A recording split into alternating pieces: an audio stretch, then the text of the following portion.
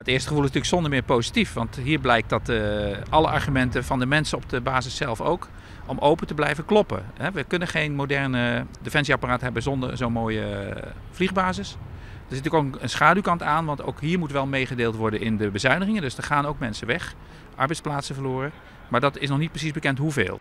Net duidelijk dus hoe volle van de 1200 banen er voortgaan. Wel is duidelijk dat een pad van het onderhoudssquadron en een pad van de beveiliging verdwijnen zal uit Ljouwert. Mogelijk verhuizen 30 bewakers en 80 onderhoudsmeewerkers naar Woensdrecht.